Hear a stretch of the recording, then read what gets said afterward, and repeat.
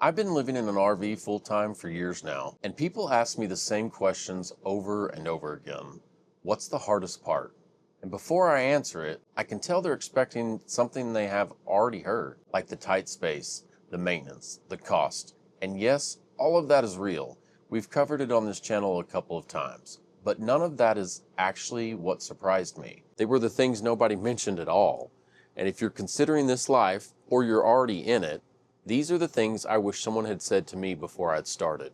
The first thing nobody tells you is that not every RV is built to survive the life you're about to put it through.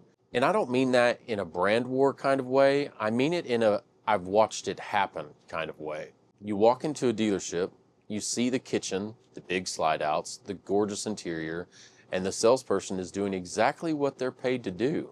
You're not buying an RV, you're buying a feeling.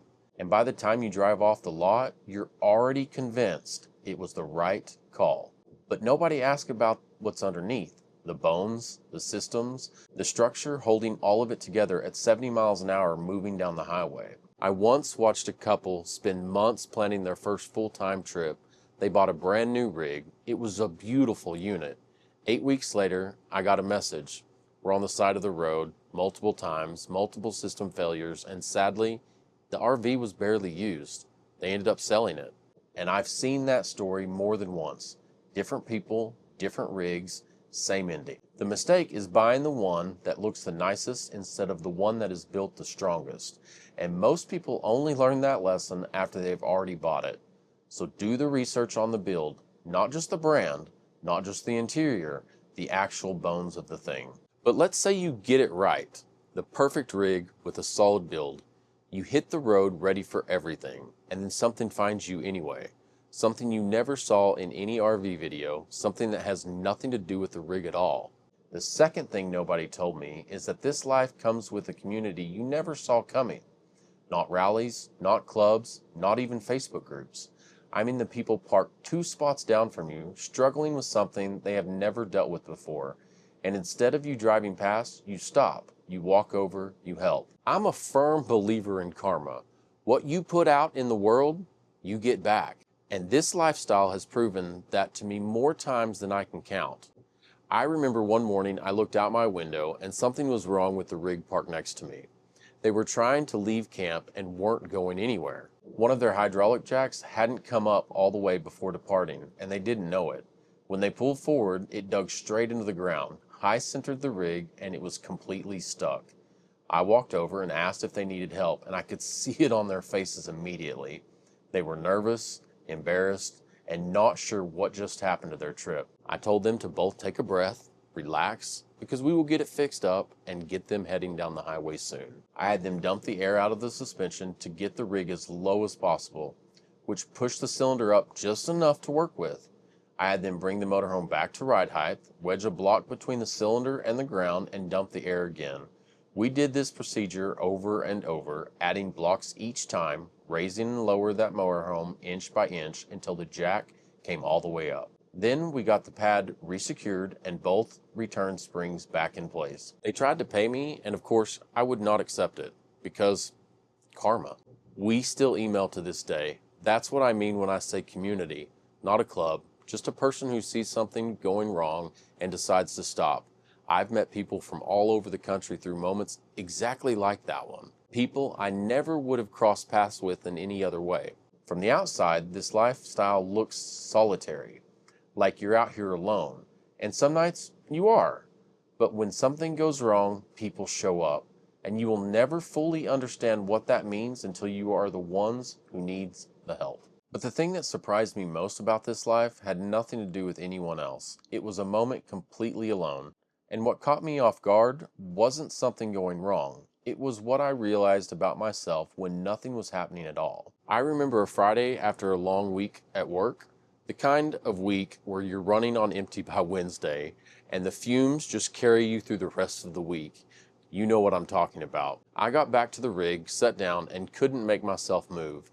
No campsite picked out, no destination, no plans for a weekend reset. Just completely drained and parked and done.